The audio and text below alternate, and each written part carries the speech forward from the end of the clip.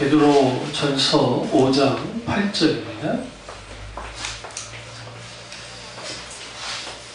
근신하라 깨어라 너희 대적 마귀가 우는 사자같이 두루다니며 삼킬 자를 찾나니.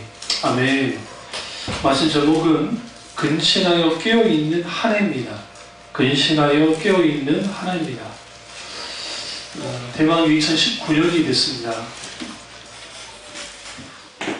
오늘 우리가 한 살을 먹었죠. 전 세계에서 새해가 되면 나이를 먹는 나라가 우리나라밖에 없답니다. 원래 북한도 우리가 비슷했는데 이제 북한도 대부분 다 만 나이를 다 돌려놓고 자신의 생일을 기점으로 나이가 이제 결정이 되는데 우리는 새해가 되면 한 살, 두 살씩 먹습니다. 우리가 떡국 먹을 때 떡국을 먹으면 이제 나이 먹는다잖아요. 그런 것을 조상들이 전통 가운데 그렇게 했죠. 새해에는 보다 더 근신하고 깨어 있을 필요가 있을 것 같습니다. 성경에는 살아가는 자에게 잠을 주신다고 말씀하셨죠. 반대로 성경에서는 또 잠에서 깨어 근신하여 깨어 기도하라고 말합니다. 주님이 왜 잠언서에 시편인가요? 살아가는 자에게 잠을 주신다고 성경에 왜 그랬을까? 그것은 근심과 걱정과 염려 속에 눌러 있을지라도 오직 주님의 보호 아래에서 진정한 쉼을 준다는 거예요. 어떤 상황 속에서도 주님이 쉼을 주신다라는 의미이고, 근신하고 깨어있는 것은 예수님이 공생의 당시에 늘 깨어있어라 라고 주님 말씀하셨습니다. 그러니까 제자들이 예수님이 겟세마네 동산에서 기도하실 때 그들에게 뭐라고 말씀하셨죠? 시험에 들지 않도록 깨어 기도하라 라고 말씀하셨습니다. 왜 시험 들었을까요? 기도하지 않았기 때문이었습니다. 만약에 제자들이 주님과 함께 끝까지 정말 주님 하나님께 기도하고 같이 있었다고 한다면 적어도 사도 베드로가 뭐하지 않았을까요? 세 번 부인한 일은 없었을 겁니다. 왜? 근신하여 깨어 있었기 때문이었습니다. 그러기 위해서 사도 베드로, 오늘 본문은 베드로가 썼는데요. 이제 베드로는 헬라어를 모르는 사람이에요. 그렇기 때문에 대필자가 쓴 거예요. 썼는데 누가 썼을까? 마가복음과 베드로 전후서의 문체가 너무 비슷해요. 그래서 많은 학자들이 마가 요한이 이제 베드로 전후서를 대필했을 것이다. 사도 베드로가 계속 말을 하면 그대로 이제 쓴 게 이제 베드로 전후서입니다. 대표적인 게 근신하여 깨어 기도하라는 겁니다. 깨어 있으라는 겁니다. 영어 성경에서 근신하라는 말이 이렇게 있어요. self-control. 이게 뭐냐면 자기 자신을 잘 조절하는 것이라고 되어 있습니다. 그러나 이 부분은 자기 자신을 잘 조절한다라는 것은 마음을 조절하고 감정을 조절하고 때로는 육체를 조절하며 살아가는 혹은 물질을 조절하며 살아가고 하는 그런 겁니다. 이걸 조금 더 다른 말로 하면 절제라는 표현, self-control, 절제와 관계가 있습니다. 그러니까 우리가 자기 자신을 조절하며 사는 것. 근데 여기서 근신하라, 자기를 조절하면서 뭐에 있어라? awake, 깨어있어야 한다. 그러니까 근신하고 깨어있으면 귀한 겁니다. 우리가 군대 철책선에 근무하는 친구들이 예를 들어 제대를 했어도요. 예를 들어 누군가가 만약에 월북을 하잖아요. 월북을 했는데 그때 당시 그게 밝혀지지 않다 후에 만약에 언제 어느 때 그때 월북을 했었는데 이 사람이 이제 간첩이에요. 그리고 후에 간첩이 잡혔다고 가정했을 때 그러면 그때 근무를 썼던 그 사람이 민간인이 돼도 처벌받습니다. 그러니까 민간인이 돼도 처벌을 받아요. 왜? 그때 어느 방향에서 몇 도 며칠 일치가 다 나오기 때문에 그때 거기를 통과해 나왔다고 하면 그 시간대에 있는 사람들을 잡아다가 이제 법적 처리를 합니다. 그만큼 군인들은 그래서 자기들 철책서 근무할 때에 자기가 근무할 때 절대로 간첩이나 적이 침투하지 못하게 막는 일을 하는 거죠. 그것처럼 예수 그리스도를 믿는 사람들은 군인이 적을 경계하듯이 이 세상에 있는 그 원수를 경계해야 돼요. 문제는 뭐냐면 경계심이 다 사라져버린 겁니다. 그러니까 지금 현재 퀸의 막 거기 막 그 돌풍이 있잖아요. 그 돌풍들 추억을 갖는 것은 괜찮습니다. 뭐 그것 가지고 그 자체는 절대 아니기 때문에. 그러나 이제 그 사람의 일대기를 보시면 마지막 동선이로 그 다음에 에이즈로 죽었던 사람이에요. 그분들의 그 갖고 있는 정신은 다 반기독교적. 그러니까 그런 부분에 있어서는 추억을, 내 어렸을 때 추억을 갖되 그렇다고 해서 내 이것을 같이 가져가면 안 돼요. 그 오늘날 믿는 사람들이 이걸 구분을 못해요. 특별히 연예인 크리스찬들이 이 부분이 왜 이렇게 약점이 있냐면 그 사람들은 아예 문화에 열려있는 사람들이에요. 세속 문화에. 그러다 보니까 거기에 쉽게 받아들여요. 어떤 사람이 가장 기독교에 해가 되냐면 아주 반기독교 세력이 아니에요. 왜 그러냐면 반기독교 세력은 우리가 다 분별할 수 있기 때문에. 문제는 한 달에 교회에다가 걸쳐놓은 사람들이에요. 걸쳐놓고 거기에다가 같이 혼합시키는 거예요. 그러다 보면 무슨 일이 벌어지냐면 이제 근신하여 껴있지 못함을 통해서 우리에게 들어오지 말아야 될 세상 것들이 쭉 들어오기 시작하는 겁니다. 이게 아주 큰 문제죠.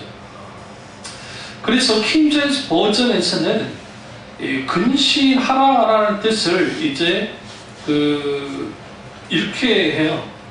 술 취하지 말고, 노름에 취하지 말고, 세상 쾌락에 취하지 말고, 헛된 생각과 잡다한 생각에 사로잡지 말고, 하나님 자녀로서 바른 정신과 바른 마음을 가지라고 이제 그 교훈을 해요. 에베소서 5장 18절에 술 취하지 말라 이는 방탕한 것이니 오직 성령의 충만을 받으라라고 말합니다. 이상할 정도로 왜 술 취함의 문제를 받느냐? 이건 진짜 막 술 먹는 술 취함의 문제도 있지만 그건 당연히 포함되는 거고 세상에 취하는 것은 많아요. 사실은 상당 부분이. 그러니까 세상에 취하면 여기에 방탕함이 있다는 게 뭐냐면 방탕한 일을 해서 방탕이 아니라 근신함과 깨어있음이 무너지면 모든 신자는 방탕하게 되어 있어요. 왜 그러냐면 영적인 분별력이 사라지기 때문에 그들과 함께 어울리기 시작한다는 겁니다. 그래서 오직 뭐해라? 성령의 충만을 받으라고 사도 바울이 에베소서 5장 18절에 말하고 있습니다. 그러면 여기서 이 깨어라 라고 하는 이 말씀은 경계하고 조심하라는 뜻입니다. 전쟁터에서 적의 동태를 살피면서 어느 지점에서 공격해 올지를 살펴서 그 지점을 포를 쏘든지 아니면 박격포를 쏘든지 해서 그들을 괴멸시키는 그러한 일들을 하기 위해서는 살펴야 합니다. 분명한 것은 우리에게는 항상 적군이 있다는 거예요. 우리는 영적 전쟁터에 있습니다. 많은 사람들이 우리는 늘 후방에 있으려고 해요. 근데 기독교에는 불행하게도 후방에 있는 사람이 단 한 명도 없어요. 자기 자신은 후방에 있다고 착각할 뿐이지. 모든 그리스도인은 영적인 전쟁터의 최전방에 있습니다. 다만 겁먹어서 숨고 아니면 저는 관심이 없어서 그냥 놀고 있을 뿐이지 사실상 모든 크리스찬들은 뭐하고 있어요? 노출되어 있어요. 영적 전쟁터. 이거는 내가 원하든 원치 않든 똑같아요. 누구나 똑같습니다. 그렇기 때문에 여기서 필요한 게 뭐냐면 우리가 어떻게 하면 근신하여 깨어있을까? 정신을 차릴까? 정신을 차린다 할 때 헬라어 그 의미가 네포라는 헬라어인데 그 뜻은 절제와 성결의 삶을 통해 영적으로 깨어 경성한다는 뜻입니다. 이 부분이 무너지면 모든 크리스찬들은 아무것도 안 해요. 아무것도 안 해요. 그런 의미에서 우리는 반드시 하나님 나라의 군사로서 근신하여 깨어있는 그런 삶을 살아야 됩니다. 잠언서 2장 11절과 12절에 이렇게 말합니다. 근신이 너를 지키며 명철이 너를 보호하여 악한 자의 길과 피욕을 말한 자 입에서 건져내리라. 이 충녀물에 근시 너를 지킨다라고 말합니다. 이번에 불행한 사건 있잖아요. 그 친구들이랑 술을 이제 정말 즐겁게 마시고, 그래서 자기 봉고차에 그 스타렉스에 이제 자기 차인데 그 뒷자를 좀 쉬고 가려고 주차장에 세워놓고 거기서 잠들었다가 돌아가신 분 있잖아요. 그 주인들이 연락이 안 되는 거예요. 근데 그 뒷좌석에 딱 보니까 이산화탄소 중독도 아니고 뭘로 돌아가셨냐면 이분이 그 절치원주 차 안에 있었습니다. 그러니까 여러분, 그런 죽음 얼마나 불행합니까? 생각해보세요. 가족도 불행하고 그분도 불행하고. 그러니까 이러한 것들이 오늘날 우리가 깊이 좀 볼 필요가 있어요.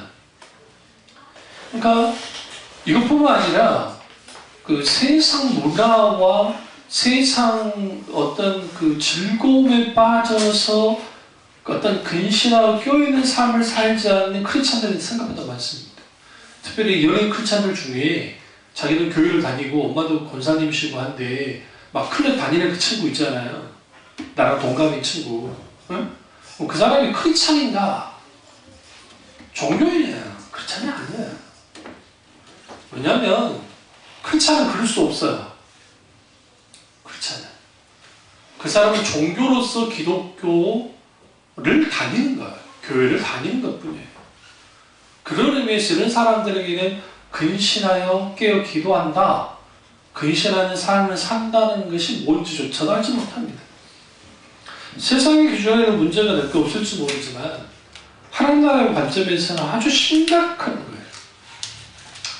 그래서 그 성경에서 그 성경 원어에서 히브리어에서 메지마라고 하는 히브리어 단어가 있습니다. 그 뜻은 계획 혹은 분별을 뜻합니다. 우리가 살아갈 때에, 신앙생활 할 때에 신중할 필요가 있습니다. 분별할 필요가 있습니다. 그게 가능하려면 근신해야 돼요. 그리고 깨어있어야 돼요.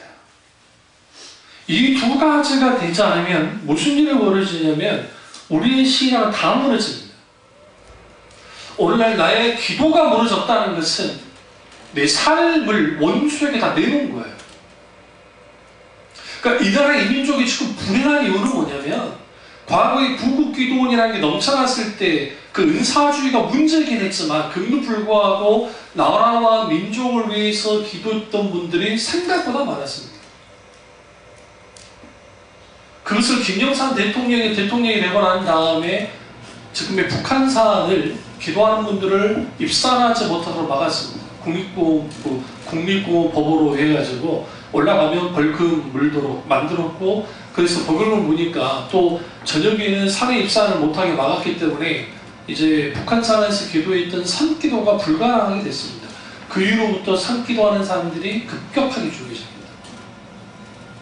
물론 그거 아니어도 뭐 교회에서 기도할 수 있으니까 그럴 수 있는데, 그리고 그 기도했던 분들이 많이 사라졌어요. 교회에서 우리 광주 우리 어머니는 밤에서도 기도하고 하시니까 기도 멤버가 있으신데 그 말씀 하시는 게 언제까지 이걸 할 줄 모르겠다라고 말씀하시는. 이제 나이 드셔서 너무 힘들어서 못 나오신 분도 있고 돌아가신 분도 계시고 또 혼자 기도하기는 어려워요. 너무 춥고 그다음에 때로는 무섭기도 하기 때문에 같은 기도 동지가 있어야 계속 기도할 수 있는데, 그래서 그런 분들이 자꾸만 줄어들어요. 그런 의미에서 우리가 하나님 앞에 근신하게 깨어있는 것은 아주 중요해요. 교회에도 기도가 깨어있어야 돼요. 네. 그래서 기도하는 사람들이 넘쳐야 돼요. 이 세상에서 가장 불행한 사람은 나를 위해서 자신의 모든 것을 걸어서 기도해 줄 사람 없는 거예요. 여러분의 친구들 중에 여러분의 답답한 심정을 말해서 막 같이 커피숍에 가서 수다 떨면서 풀 수는 있어요. 그리고 같이 하는 친구 있는 것도 귀해요. 그러니까 더 귀한 친구는 누구냐면 나를 위해서 울어주는 친구예요. 기도하면서.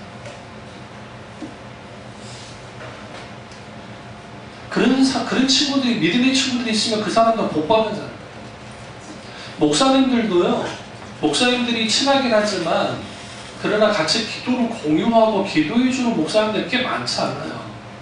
그러니까 목사님들은 대부분이 기도하잖아요. 그러니까 어떤 일 있으면 기도할게요 그래요.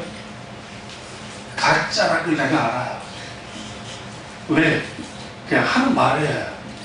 나랑 어떤 깊은 인간관계가 없는 사람인데 그분이 남을 기도한다 한 번쯤은 기도하겠죠. 그러나 계속 기도하진 않아요. 그러나 나와 친한 목사님들, 또 내가 젊었을 때부터 알았던 또 학교 나의 또 동문이고 그런 목사님들하고는 어떤 힘들고 어려움이 있으면 기도 부탁을 하는 거예요. 목사님 이 부분이 있는데 기도 좀 해달라. 당연히 기도하죠. 기도합니다. 하나님 함께 됩니다. 그러니까 우리가 이렇게 나를 위해서 기도해 주신 사람 있는 거 복인 거죠. 네? 그러니까 우리 광주 어머니도 우리 권사님도 그러시지만 우리 여기 이 집 그 기도를 위해서 계속 밤마다 기도했어요. 그러니까 늘 전화 오는 게 뭐였어요? 됐냐? 내가 어떻게 알아요? 됐냐? 어쩐다냐? 계속 기도한다, 눈물이 난다, 막 그래요. 예전에 뭐 한두 번 봤잖아, 우리 어머니. 뭐, 잘 기억도 못하자. 근데 눈물이 나, 기도만 할 때마다 눈물이 난다. 어쩔 거냐, 기도하시오. 한다. 그래서 애들 그 쌍둥이 나타났을 때 가장 기뻐했던 게 우리 어머니예요. 왜냐면 멀리 떨어져 있었지만, 기도하면 그 사람이 누군지는 잘 몰라도 그 깊은 뭐가 갖게 되냐면 그 사랑이 혹은 애달픔을 갖습니다. 그리고 그 속에서 하나님이 더 그렇게 역사합니다. 그러면서 우리는 뭘 이렇게 세워야 되냐면 우리에게 무너진 기도를 반드시 깨워야 돼요. 그러니까 근신하게 깨어있다라는 것은 다 기도와 관계가 있어요. 깨어있어야 돼요. 그러면 근신하게 깨어있으면 어떻게 해야 되느냐? 첫째로 정신을 차려야 됩니다. 예, 정신을 차려야 됩니다. 정신을 차린다는 이 해당하는 헬라어 단어는 뭐냐면 이거예요. 소프로네 사테라는 뜻인데 깨어있는, 냉정하다라는 뜻입니다.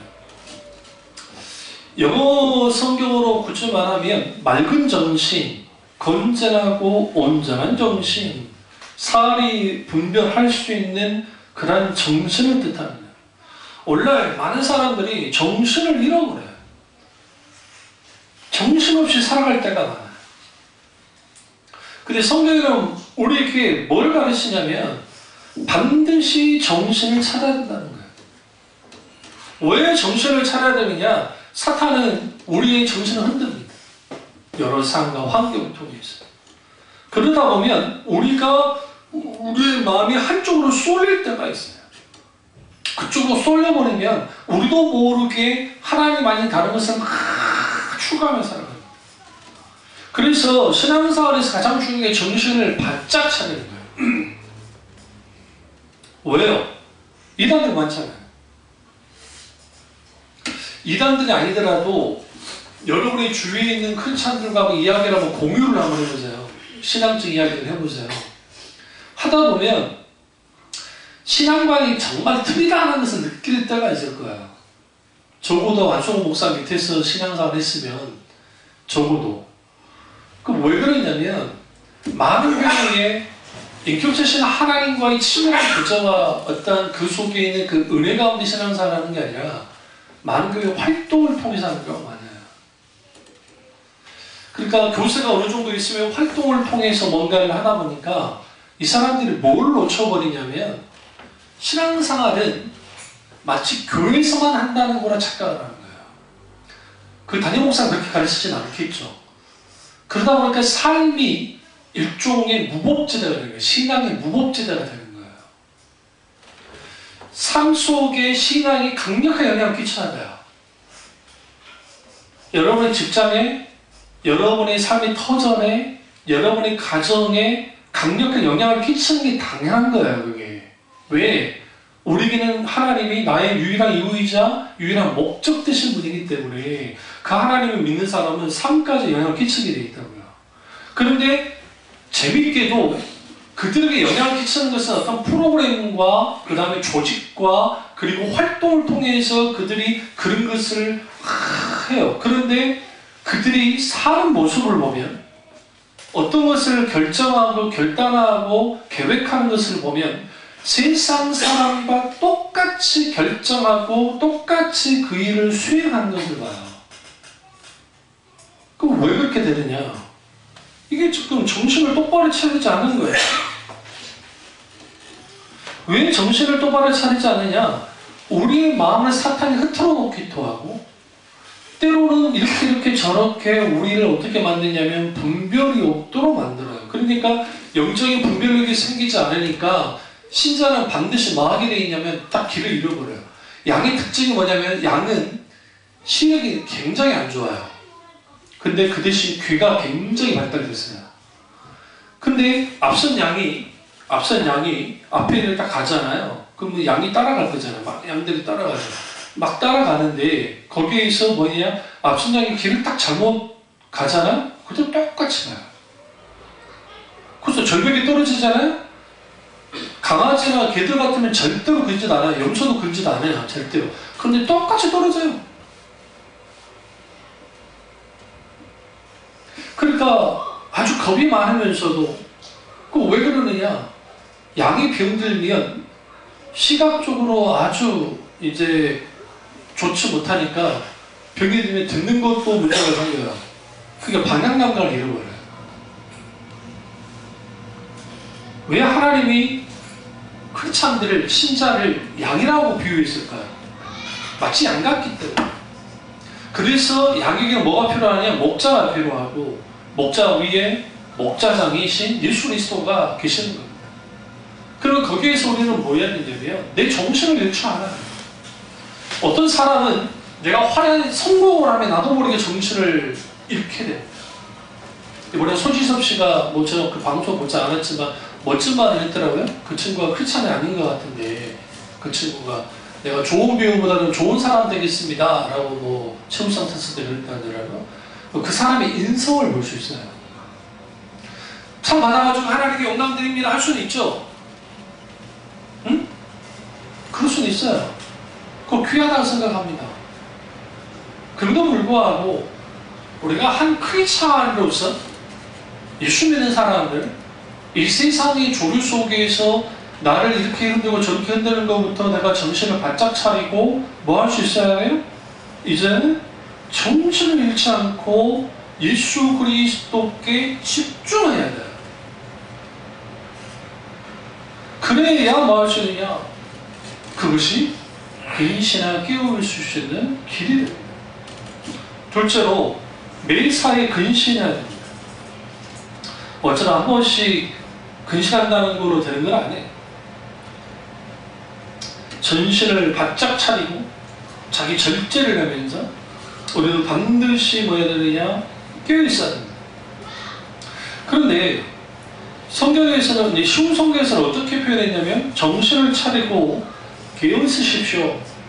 마음을 강하게 하고 늘 주의하십시오 라고 번역했습니다. 이 말씀, 본문 말씀. 그러니까 마음을 강하게 하고 늘 주의해야 된다. 근데 우리는 너무 어떤 부분에서 뭐가 문제가 되냐면 너무 늘어나거든요. 근신은 헬라어는 넵사테라는 단어인데 넵사테라는 단어인데 그 뜻은 스스로를 자제한다. 아까 말씀드렸죠? 맑은 정신이다. self-control, 자기를 절제하는 거예요. 그게 근신이에요. 이게 안 되면 무슨 일이 벌어지냐면 신앙의 과속을 하는 사람도 있어요. 이런 사람들은 이제 초신자들이 그런 실수를 할 때가 있는데 과잉 감정에, 그러니까 감정주의에 빠지면 신앙의 과잉 감정주의에 빠지면 그 감정주의에 몰입해서 그 분위기에 취해서 신앙생활을 잘하는 거라 착각을 합니다. 저는 여러분에게 그 찬양을 하거나 뭐 할 때 여러분을 격동시키는 일종의 여러분을 뭔가 조금 더 막 끌어올리는 그런 거 하지 않잖아요. 오늘 제 목소리가 중후하죠. 감기가 와서 이렇게 된 거예요. 듣기는 좋죠. 아닌가 보네. 낭낭한 목소리가 좋겠지만. 근데 우리가 그런 것들을 제가 하지 않는 그 이유는 뭐냐면 하나님이 우리 가운데 찾아오셔서 우리 가운데 역사하시면 모든 크리스찬들은 거기에서 하나님으로 인해서 감흥을 느낄 수밖에 없어요. 그래서 우리의 모든 초점을 하나님께 둬야 돼요. 주님이 내게 역사하시도록. 그러나 상당수 감정 과잉을 많이 합니다. 그래서 밴드라든지 오케스트라라든지 그다음에 성가대라든지 너무나 많은 것들을 통해서 하다 보니까 저는 늘 말씀드렸잖아요. 예술의 전당. 우리 지금 허니 연유도 갈 만한 나이가 됐어요. 그러면 거기에 그 동물사육제 하면 아이들도 다 갈 수 있는 떠들어도 되는 그 음악회가 있어요. 잘 찾아보세요. 비싸지도 않아요. 1, 2만원, 2만원, 3만원이면 갈 수 있습니다. 근데 그런 데에 딱 가보시면요. 정말 신나요. 봄 같은데, 가을 같은데, 춥지 않을 때 애들이랑 그 예술전당 같은 데 가가지고 아이들이랑 딱 하면요. 그 음악의 사운드와 막 애들 지겹지 않게 막 해주면 정말 날라요. 붕 떠요. 정말. 어린이 뮤지컬만 봐도 애들이 붕 떠는데, 20분만 봐도 애들이. 그러니까 그런 것처럼 인간은 시각과 청각이 우리 생각에 막 우리는 대단하게 막 우리는 냉철할까지는 그렇지 않아요. 그러니까 거기에서 막 자기도 모르게 되면서 그러다 보면 감정 과잉으로 인한 아니면 감정에 충실한 신앙생활을 하다가 점점 뭐를 놓치냐면 인격체신 하나님과의 만남을 놓쳐버리는 거예요. 감정이 필요 없다는 게 아닙니다. 그러니까 전한의 유도도 목사님의 신앙 감정론이라는 책에서 신앙은 아주 감정이 중요하다. 그런데 잘 들으세요? 설교의 초점이 감정에 맞춰주고 신앙 자체가 감정에 맞춰주면 그런 감정주의로 가서 정작 자기 혼자 들떠서 그게 하나님이 누구신지도 모르는 상태에서 그냥 종교심으로 흘러가 버린다는 거예요. 그러면 신앙의 감정은 어떻게 생기느냐? 하나님 우리 지성에 하나님의 말씀이 지성에 탁 치고 들어오는 거예요. 이걸 총명이라고 그러는데 우리 총명이 이 지금 먼지 쌓이고 어두웠던 총명의 비단줄기가 탁 들어와가지고 내 지성을 치고 들어오는 거예요. 그게 하나님의 말씀으로. 성령이 역사하실 때 그게 있어요. 그러면 그 말씀이 내 지성을 치고 난 다음에 그 다음에 뭘 치냐면 내 신앙의 정서, 감정을 치는 거예요. 뭐부터 친다고요? 지성을 치고 그 다음에 감정을 치고 그 다음에 의지를 치는 거예요. 그렇게 되어지면 나는 분명하게 기도하는 삶을 살 사람이 아닌데 하나님 말씀이 내게 영향을 주면서 내 감정에 있잖아 하나님으로 인해서 뜨거워지고 그리고 그걸 통해서 내가 의지적으로 기도를 나가기 시작하는 거예요. 이게 하나님이 우리에게 선한 의지를 발동하게 만드는 거예요. 그러한 은혜가 계속적으로 하나님의 이 회심에 놀라운 은혜의 역사가 계속 일어나야 우리는 근신하고 깨어있는 일들이 우리 가운데 계속 발생되는 거예요. 연초만 근신하고 깨어있는 게 아니라 우리는 늘 그렇게 깨어있고 근신하고 그렇게 태워지는 거예요.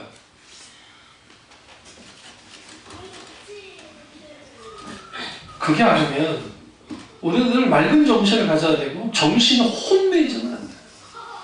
우리 앞에 어떤 문제가 하나 딱 있잖아요. 그 문제만 매달리다가 문제 해결될 때까지 매달리다가 정작 소중한 것을 잃어버리는 사람들이 너무나 많은 거예요. 우리가 병치를 놓고 기도할 때 저도 지금 몇 년으로 병이 있지만 그 병치를 놓고 기도할 때 하나님 치료해 주신 다음에 내가 자유할 줄 믿습니다 라고 한다고 되는 게 아니에요. 이미 우리는 뭐 해야 되냐면 그 병치료도 중요하지만 치유자이신 하나님을 찾고 그 속에서 하나님 주신 크신 은혜가 있게 되어지면 어느 날인가 나도 모르게 병으로부터 벗어나 있는 나를 보기 시작합니다. 그게 내 안면마비가 그랬잖아요. 지금 제 왼쪽이 지금 신경이 15%밖에 안 남았어요. 저는. 신경이. 그래서 그때 그 담당 의사 선생님도 그랬지만 이게 좀 더 돌아오지 않으면 이건 수술도 가야 된다고 봤단 말이에요. 일단은 지켜보자고. 그때 이제 교수님은 이제 은퇴하셨지만 나랑 이제 대면에 있을 때 이제 그 알아도 된다고 했을 때 정말 이거는 우리 크리스찬 아니에요. 하느님이 하실 거라고. 하느님. 상황이 그게 좋지 않았기 때문에. 그러니까 더 놀라운 게 뭐냐면 이게 저 검사하는 게 있거든요. 아주 아파요. 근전도 검사를 해가지고 여기 그 바늘 있잖아요. 그 바늘을 실질적으로 탁 찌르는데 전기가 통하면서 굉장히 아파요. 그러니까 저는 그 바늘 찌르고 하는 거는 전혀 저는 아픔을 느끼지 않는 사람, 그러니까 크게 느끼지 않아요. 그러니까 뭐 침을 맞거나 막 주사 맞는다고 더덜 떠는 스타일도 아닌데 그 근전도 검사는 견디기 어려워요. 왜냐면 우리가 그 아지 않는 부위를 갖다가 검사를 이렇게 하기 때문에 여기를 한번 전기가 통을 찌르면 이게 통증이 온몸 전체를 막 흘러가요. 그럼 그 검사 딱 하면 결과가 너무 안 좋아요. 근데 검사는 너무 안 좋은데 눈에 보이는 것은 좋아. 돌아오는 게. 그러니까 이해를 못하는 거야. 지금 그 의사 선생님이 그래 당시. 아니 데이터는 안 좋은데 왜 돌아가는 건 좋냐. 그러니까 그분이 하는 말이 하나밖에 없죠. 이거 하느님이 한 거를 내가 한 게 아니고. 그러니까 하나님이 놀라운 일들을 하실 때에 각가지 하나님께서 역사하시잖아요. 그러면 우리가 한쪽으로 헛몰려서는 안 돼요. 우리가 앞으로 막 이해할 일들이 과제들이 많잖아요. 그때 정신을 바짝 차려요. 우리 절대로 문제를 따라가면 안 돼요. 그래서 누굴 따라가야 돼요? 문제에 넘어 계신 하나님만을 따라가야 돼요. 근데 우리는 너무나 큰 실수를 해요. 문제만 보는 거예요. 근신을 깨어있으려면 세 번째로 늘 기도해야 합니다. 정신을 차리고 근신하는 것은 기도와 관계가 있습니다. 헬라어로 기도를 프로슈케 혹은 이제 그런 그 뜻인 그 헬라어인데 뜻은 매일 쉬지 않고 기도하는 것을 뜻합니다. 쉬지 않고 기도해야 돼. 우리가 성령 안에서 무시로 기도하고 라는 말씀이 있어요.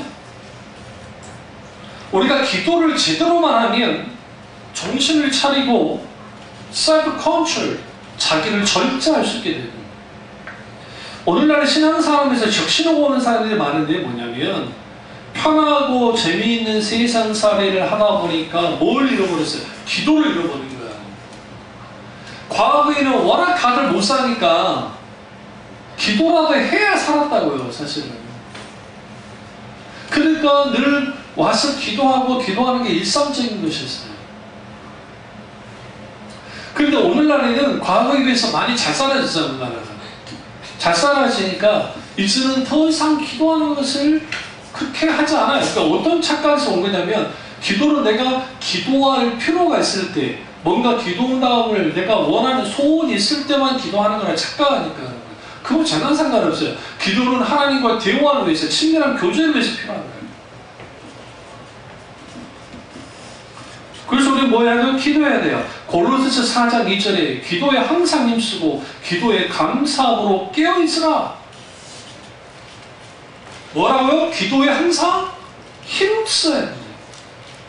기도에 감사함으로 깨어있어야 되는 거예요. 이게 성경에서 말하는 근신하고 깨어있는 거예요. 마태복음 26장 41절에 예수님이 제자들에게 뭐라고 했어요? 시험에 들지 않도록 깨어 기도하라 라고 말씀하셨죠. 그러나 기도하지 않자 그들은 뭐 했어요? 페이라하주라고 한 단어, 이 유혹이라는 뜻인데 사탄의 유혹이 넘어져 버렸어요. 그래서 제자들이 다 도망친 거예요. 그러니까 기도는 해도 되고 안 해도 되는 게 아니라 내가 기도해야 남도 살고 나도 산다 했잖아요. 나도 살고 남도 살리기 위해서라도 기도해야 돼요. 더더구나 여러분은 자녀를 놓고 계속 기도많이 하셔야 돼요. 저는 우리 아이들 그 학교 강할 때 늘 기도하거든요. 우리 딸내미, 나는 우리 딸내미 오기 전에 먼저 잠이 드니까. 그러니까 뭐부터 하냐.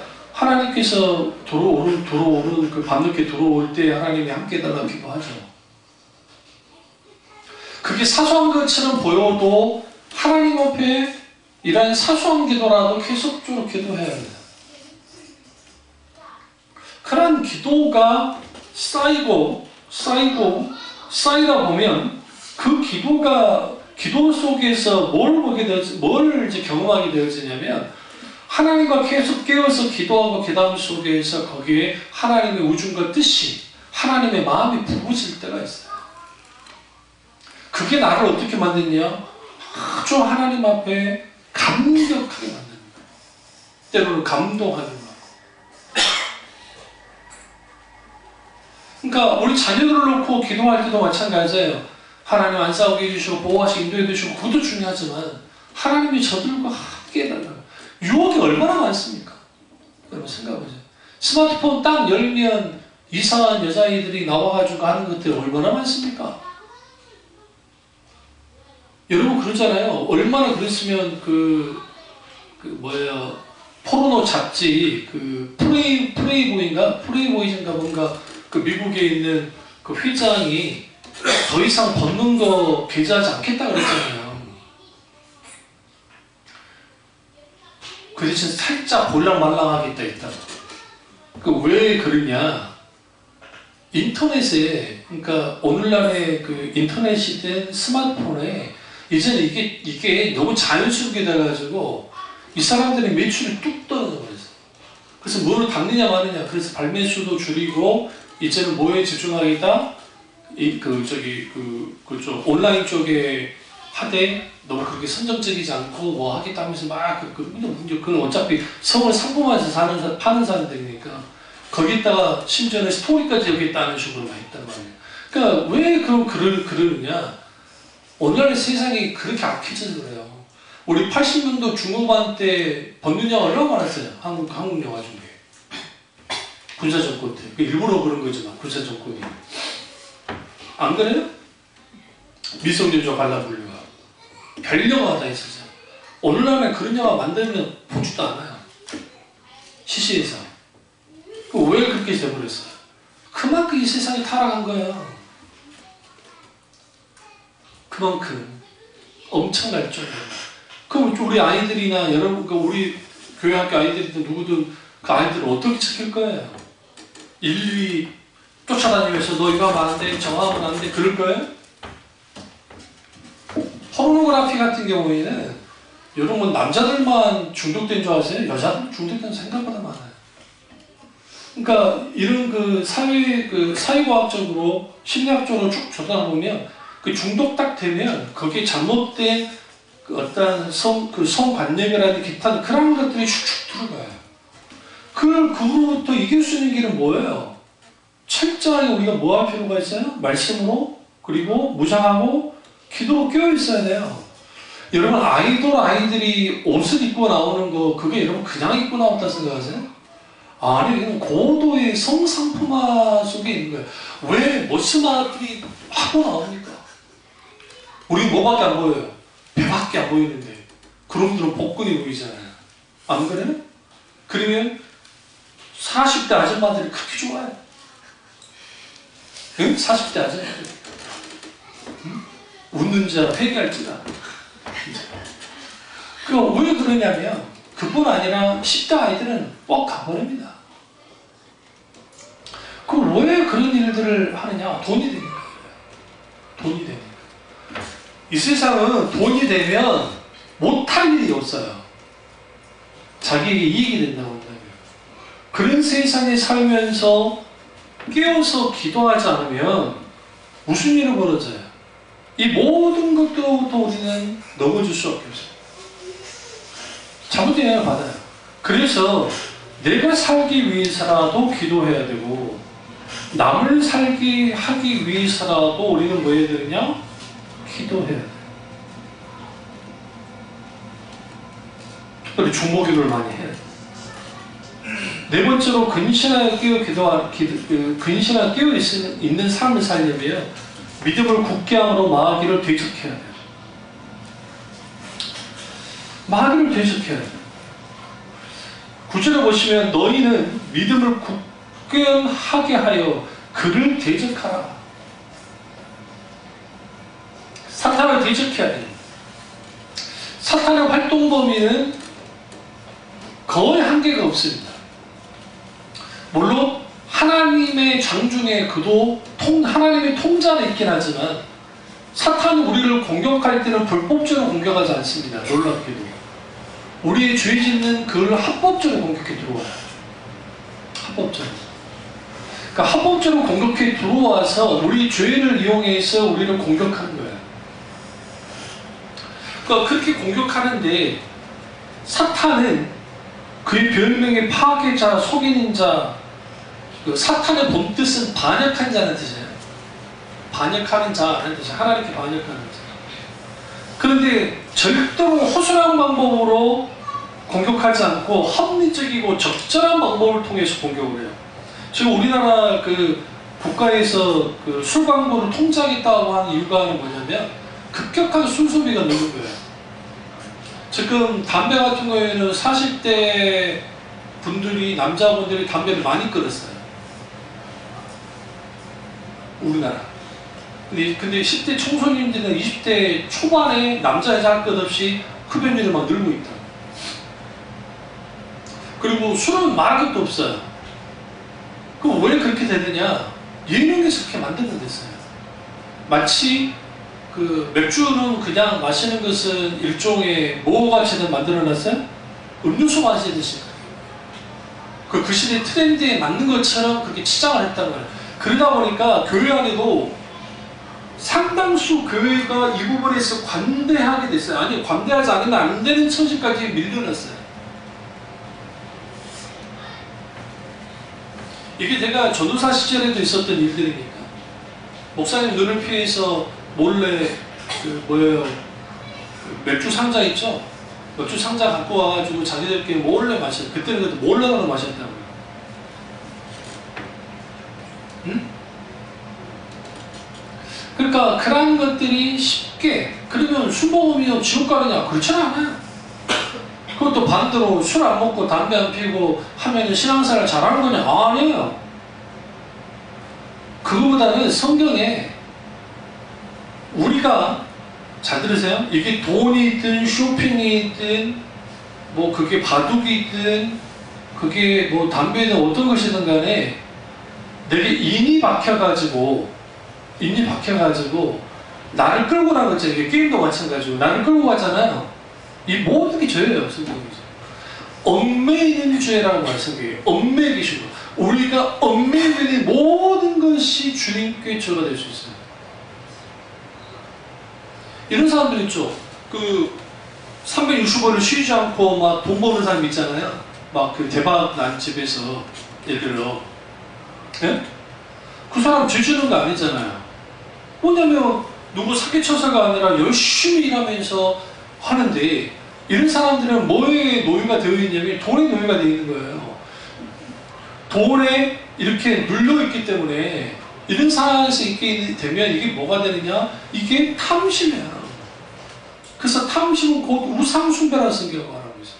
욕심에 이끌려서 우리가 그렇게 되는 거예요. 그래서 포르노그래피에 한번 발을 딱 들여놓으면 이게 원수들이 공격할 뿐만 아니라 이걸 만들어낸 사람들의 얼마만큼 머리가 좋냐면 벗어나지 못하도록 만들어요. 심지어는 게임에 있는 나오는 아이들 있죠. 남자고 여자고 이게 더 선점적인 거 아세요? 애들이 거기에 무방비하게 눈치를 내요. 어떤 분별력도 없이.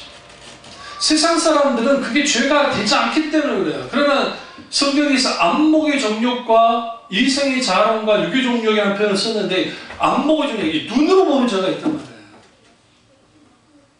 눈으로 보는. 이 부분을 깨부수지 않으면 안 돼요. 미국에서 제가 말씀드렸잖아요. 목사님들의 20% 이상이 포르노그래피에 빠져 있었다고. 우리나라 목사님들에게 말하기에 서본주 사람이 정상적으로 대답 안 해요. 미국 목사님들은 그나마 개인주의적이고 그런 게 있어가지고 자기가 누군지는 드러내지 않지만 그러는 거예요. 그래서 미국의 그 이상한 저기 뭐야 포르노 막 하는 데에서 이게 해킹이 당해가지고 날아난 적이 있어요. 그것 때문에 그 미국의 유명한 정치인도 자살을 죽고 막 그런 일이 벌어진 적이 있어요. 여러분은 기억 못하겠지만 저는 시사에 관심이 많으니까 그때 거기에 아주 유명한 교회 목사도 있었던 거예요. 미국에. 그러니까 이러한 것들이 왜 그러면 이렇게 딱 돼버리냐면 이게 깨어있대. 그냥 깨어있는 게 아니라 사탄을 대적해야 돼요. 그러면 영적 전쟁의 99%는 잘 들으세요. 가치관 전쟁이에요. 세계관 전쟁. 그리고 0.1% 정도가 실제로 귀신을 들리거나 실제로 그러한 상황에서 있는 사람들과의 영적인 전쟁이에요. 제가 앞으로 어떤 사람이 하나가 그 소편지를 써가지고 타이핑을 하고 뭐 참여중학교 안수홍 목사님, 담임 목사님께 해놨어요. 안수홍 모르고 참여중학교의 담임 목사님께 하면서 이제 놔뒀던가 딱 보니까 이 사람이 토미 테인의 영향을 받았더라고요. 토미 테인이라는 분이 있어요. 다윗장관이라는 책을 쓴. 근데 지금 노랑진과 이 상도동에 영적으로 어두운 세력이 목사님이 있습니다. 그래서 각 가정, 거기서 가게라는 표현을 썼는데 가게는 이 돈 파는 가게가 아니에요. 모든 집, 가정들과 가게와 그리고 그 여기에 있는 그 영적인 암흑세력이 있기 때문에 그들을 누를 수 있도록 기도에 동참해 주십시오. 이 사람 WM에 영향을 받는 사람이에요. 그러니까 사도 운동에 영향을 받는 사람이에요. 그런 식의 영적 전쟁 없어요. 에? 만약에 그랬으면 사도 바울이 에페소에 복음 전도하러 갔을 때 여러분 에페소 갔으니까 거기에 만신전부터 시작해서 별 신전이 많았어요. 그러면 뭐하고 다녀야 돼요? 그 바울이 땅바퀴 기도하며 돌아다녀야 돼요. 일일이 안수해 가면서 사탄아 물러갈지어다, 사탄아 물러갈지어다, 사악한 세력들은 물러갈지어다, 막 일일이 안수하며 돌아다녀야 돼요. 그리고 높은 곳에 올라가가지고 더럽고 추악한 암흑의 세력은 묶여지며 모든 세력들은 어떻게 될지어다, 그런 식의 기도가 어딨냐고 도대체. 성경에 나오던가요? 그럼 또 성경을 또 봐가지고 뭐 엘리야의 갈멜산이 뭐 그 기록을 묶이는 소리고, 갈멜산은 상징적인 그 의미를 갖고 있어요. 거기에서는 결국은 하나님의 제단이 하나님께 드려져야 될 제단이 있던 것이에요. 근데 그게 이방 산당이 됐잖아요. 그렇게 부신 거죠. 영적 전쟁을 통해서. 근데 그거는 엘리야가 나선 게 아니라 하나님이 그 과정 가운데 함께 하셨기 때문에 그 속에서 벌어진 일이에요, 실제로. 그러면 대부분의 영적 전쟁은 뭐와 관계냐면 음악, 그 다음에 책도 우리가 베스트셀러 하는데 베스트셀러랑 무조건 읽으면 안 되는 거예요. 그래서 잘 들어서 봐야 돼요. 그리고 그 시대에 갖고 있는 여러 가지 사상들과 이 모든 것들을 적어도 목회자들은 그 부분에 대한 분별력을 가져야 돼요. 실제로. 그리고 아이들에게도 그 분별력을 각도로 만들어야 돼요. 그렇지 않으면 일종의 성경의 세계관과 세상 세계관에 부딪힐 텐데 오늘날은 이게 짬뽕이 됐어요. 결합이 되어버렸단 말이에요. 그러니까 어떤 것도 다 받아들여줘요. 그러니까 진짜 의식이 있는, 예수 믿지 않아도 의식 있는 사람이 딱 교회 왔을 때 드는 생각이 뭐냐면, 이게 세상과 교회가 뭐가 다르지? 굳이 다닐 필요가 없을 것 같은데 하고 나가버려요. 이게 영국 교회가 우리보다 벌써 70년, 80년 전에 겪었던 거예요. 그러니까 세계 1차 대전이 나기 전에 이미 교회는 쉬들어갔어요. 이미 교회가. 그러나 영국 교회는 여전히 숫자가 많이 모였다고요. 그러니까 수천 명이 모이는 교회가 영국에 넘쳐났어요. 근데 로이던스 목사님이 이 부분에서 경고했다고요. 영국 교회를 향해서.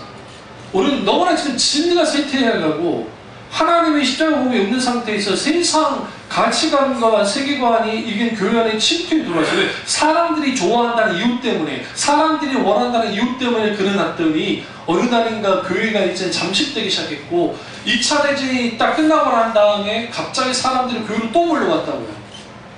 왜? 너무나 많은 사람들이 죽었어요. 집집마다 전쟁의 상처를 안 겪은 사람들이 없었거든요.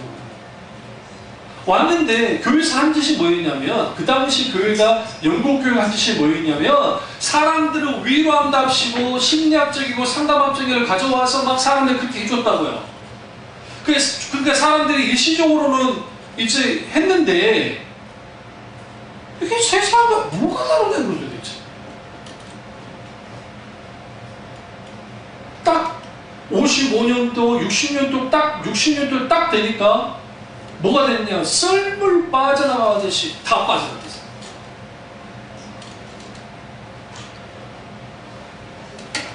그 전에도 빠져나갔죠. 그리고 영국 교회가 죽어버렸어요. 한국 교회가 똑같이 그 길을 갖고 있어요. 한국 교회. 그래도 불구하고 하나님은 진리가 있고 복음이 있는 교회들을 주님이 또 이렇게 해요. 그 대표적인 게 로든스 목사님이나 찰스 스윈돌 목사님이 목회했던 웨스트민스터 채플이라고 하는 교회는 여전히 지금도 수천 명의 청년들이 하나님 앞에, 그 교회 60%가 청년이에요. 영국 청년. 교세는 한 2천억, 3천 명 정도 되는데 그게 어마어마한 숫자입니다. 우리로 따지면 10만 명이 넘뛰었다고 생각해요. 왜? 거기 다 죽어버렸기 때문에. 근데 그 교회의 특징이 뭐냐? 말씀과 성령이 살아있어요.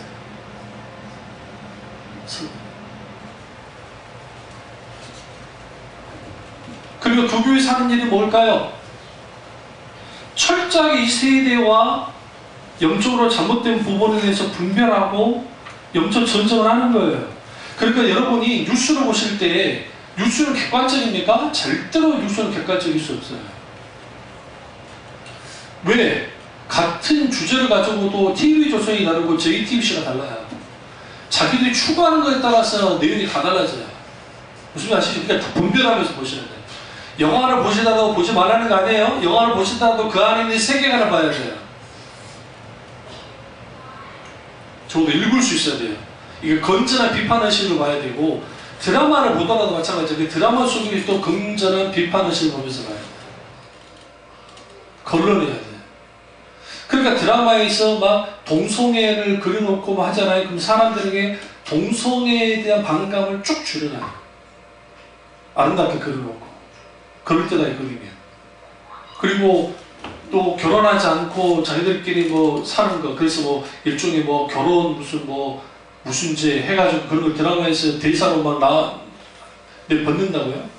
그러면 젊은 친구들이나 이 사람들이 그럴듯하게 거기에 휩쓸려가요. 그러니까 소수의 엘리트 집단들이 그 작가든 누구든 그 사람들이 만들어낸 것을 이걸 소비하는 사람들이 멍청하게 분별하지 못하고 그대로 따라가 버려요.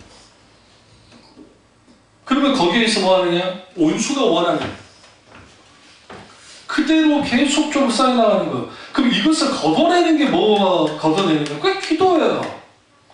하나님과 관계 속의 기도함 속에서 내 속에 잘못된 것들이 들어왔을 때 이게 걸러내야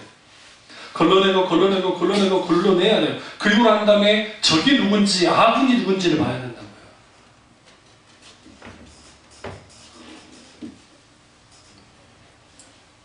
그리고는 뭐 해야 됩니까? 영적으로 선전포고를 해야 돼요. 왜? 사탄을 뭐 해야 했으니까? 대적하라 했을 때 여기서 대적은 내가 진짜 앞서 나아가서 그를 공격하는 거예요. 단순히 수비전이잖아요. 그런데 여기서 영적 전쟁에서 가장 중요한 게 뭐냐면 이미 예수 그리스도께서 십자가에서 이긴 전쟁이에요. 이미 이겼어요. 주님이. 부활을 통해서 이기셨다가 사망 권세를 이기시고 이미 이겼는데 이 사탄 이 깡패 녀석이 예수님께 아주 끝장이 났음에도 불구하고 안 물러나는 거예요. 무슨 말인지 아시죠? 그래서 우리는 예수 그리스도를 의지해서 뭐 하는가요? 그들과 싸우는 거예요. 그래서 여러분 자녀들과 이야기함을 통해 뭘 할 때에도 분별해야 돼요. 이 부분은 이렇게 해서 이렇게 된 거야. 아주 뛰어난 나영석 같은 그러한 뛰어난 사람들이 예능 프로를 만들어서 했지만 거기에서 있게 되어지는 그러니까 특별히 술문화라는 이런 좋지 못한 그런 문화를 그냥 이입되니까 그걸 보고 있는 사람들은 그 자체는 죄가 아니니까 거기에 자연스럽게 녹아드는 거예요. 그 제가 제대할 때 우리 상사가 너 보니까 정말 하나님 믿는 것 같다, 하나님 계신 것 같아 했다는 양반이 마지막 내게 했던 말이 뭔지 아세요? 한자 맞지 이거였어요. 뻔히 내가 전도사인 거 알고 나 또 제대에 앞두고 있는데 이제 내일은 제대인데 네? 그래도 섭섭하니까 한잔 마셔. 끝까지. 물론 이게 뭐 악의적으로 막 그런 게 아니고 정말 나를 위해서 그냥 한잔 마셔야 했어요. 아세요? 그럼 내가 거기서 막 발끈하면서 막 그러니까 그러면 제가 한잔 따라드릴게요. 따라줬어요. 난 안 마시더라고요. 굳이 거기다 두고 사탄아 물러가라는 필요는 없잖아요. 안 그래? 네, 그럴 필요는 없잖아요. 기분 나쁘지 않게 저기 받은 걸로 할게요. 그리고 그 대신 이제 약주 좀 더 하시라고 건강 생각하셔서. 그러니까 원수는 우리를 끝까지 물어들어요. 그래서 우리는 뭘 켜야 돼요? 영적 레이더를 켜놓고 있어야 돼요. 그리고 뭐 해야 되느냐? 사탄이 다방면으로 공격해 들어올 때 우리는 뭐 해야 돼요? 그걸 분별하고 실제로 뭐 해야 돼요? 대적하는 거예요. 근데 이 대적이라는 표현이 성경에 법정 용어예요. 송사하고 고소하는 거예요. 실제로 하나님께 가지고 나가는 겁니다. 그리고 이것을 가지고 싸워야 돼요. 그래야 이기는 거예요. 그러니까 오늘날 이 부분이 되지 않으니까 깊은 사유하는 신앙을 갖지 못하면 모든 신자는 세상에서 만들어낸 사상과 가치관이 모든 것들이 영향을 받는 거예요. 저 같은 사람이 그런 거죠. 어릴 때 분별력이 없으니까 쇼펜하우의 염세 철학에 빠져서 자살을 시도했고 자살까지 시도 직전까지 했고 그러니까 왜 그렇게 되느냐? 나는 지도할 만한 사람이 없던 거예요. 그냥 목사님들은 성경만 읽고 성경에 강의하게 돼. 전도사도 마찬가지고 성경이 다 하는 거야. 근데 막상 성경을 읽고 할 때 성경을 읽고 은혜도 많이 받았지만 그랬지만 그게 잘 안 되는 거예요. 그게 중3 때예요. 그게 저수지에 몸을 던지려고 말도 안 되는 행동. 그게 이제 서서히 뭐였겠어요? 사춘기의 전조 증상이었겠지만 지금 생각해보면 근데 하나님의 음성이 내적 감동과 음성이 들려서 그 짓을 그만두고 우리가 뭔지도 몰라요. 왔는데 그 다음 주에 이제 주일날 예배를 딱 드리는데 목사님이 설교하실 때 이 톨스토이의 인생론에서 설교를 갑자기 지나가면서 말씀하셨던 거예요. 불이 나게 교회 2층에 이렇게 책장을 했는데 이게 잠가지는 책장이잖아요. 그걸 했는데 늘 잠겨있는데 그날따라 열려 있었어요. 목사님 허락도 안 받고 빌렸다고요. 톨스토이 인생론이 꽂혀 있더라고요. 이 전집을 내가지고 그 층을 빼고 집으로 가져와서 읽었어요. 읽다가 뒤집어졌어요. 쇼펜하우라는 사람이 대단한 사람이긴 한데 톨스토이가 인격적인 하나님을 만나고 어떻게 진정으로 인생을 살아야 할지 마지막 결론은 그거예요. 하나님 없는 인생이 뭐 그렇게 신나냐는 거예요. 그분의 글을 쭉 읽어보시면 하나님 없는 인생에 성공한다고 뭐 할 거냐고 도대체. 그분은 대단한 성공한 사람. 그 사람 귀족이에요. 그분은 부자였어요. 그러니까 러시아에 부자였고 그 다음에 귀족이었고 이분은 소위 말하는 남부럽게 하나도 없던 분이에요. 그리고 그분의 전 재산을 그 농노동이나 막 가난에 사는 사람들 있죠. 그분들은 다 나눠줬어요. 얼마나 멋집니까? 생각해보세요. 그래서 러시아가 레닌의 혁명이 났을 때 막 났잖아요. 막 붉은 혁명 나고 공산혁명 났을 때 톨스토이를 깨부수지 않았다고요. 왜 깨부술 수가 없었냐면 대무로이기도 하지만 그가 가난한 자들에게도 나눠주고 함부로 굴지 않았다고요. 그 삶이 달랐어요, 삶이. 근데 그 자신이 자신있게 말할 수 있는 게 뭐였냐면 예수 그리스도예요. 예수 그리스도 그분 정교의 신자였음에도 불구하고 아주 주님을 극명하게 사랑했던 사람입니다. 그분의 글을 읽고 그 다음에 읽은 게 빵세, 파스칼, 프랑스의 수학자이자 철학자이자 기독교인이었던 빵세를 읽고 그때 드디어 분별이 생긴 거예요. 왜 그러냐면 교회 안에 내가 왜 환멸을 느꼈냐면 교회 안에 내부에서 자기들끼리 싸우고 별일이 일어나는 거예요. 교회가 크다 보니까 더더군다나 사창가 옆에 여수역이 있고 그 다음에 사창가가 있고 그 다음에 시장이 있고 그 다음에 거기에 교회가 있었다고요. 근데 사람들이 질이 이런 말씀 드리면 그렇겠지만 솔직히 거기 구성원들이 그렇게까지 좀 괜찮은 사람들이 있지 않을 때가 좀 생각해보면 후에 옮기고 난 다음에 상당수가 빠져나가고 아파트 사는데 와서 지금 현재 우리 모교회는 괜찮은 사람들이 많아요. 근데 그 당시는 그렇지 않았다고. 그러니까 공동회고 뭐가 하면은 거기에 싸우는 소리가 뭐 이게 난잡하네요. 그러니까 내가 은혜 받고 구원 받았고 했는데 중3 어린아이 눈에 보인 이게 교회냐는 거예요 도대체. 찾아가가지고 내가 뭐라 했냐면 우리 교회 사랑이 없습니다. 사랑하다가 기도하라니까 이제 부목사님 얼마 안 왔다가 그걸 기도 종목을 줬다가 뜨끔한 거예요. 이걸 계속 가져갔다가는 부목사 자리가 목이 날아갈 것 같거든. 그러니까 이제 2부 때 우리 교회가 사랑이 없는 게 아니라 우리 더 기도합시다. 또 환멸을 느끼는 거지. 안 그래? 그래서 차라리 안 나갔어요. 그리고 나 혼자 기도했다. 충분히 그 갈등과 집안으로는 아버지 돌아가시고 아직 다 끝장이 났고 이 모든 상황 속에서 그러니까 하나님을 살아계시다고 하는데 그 사랑에서 역사하시는 하나님이 있는 주에 있는 사람 그러지 않는 걸 보고 그러니까 사랑에 있어서 시험 된 거죠. 그때 이후에 파스칼과 그 다음에 톨스토이와 그리고 하나님 말씀 가운데 깊이 사는 깊이 만나고 난 다음에 더 이상 사람을 중심으로 사람을 보고 신앙생활을 하지 않았다. 우리에게 뭐가 필요합니까?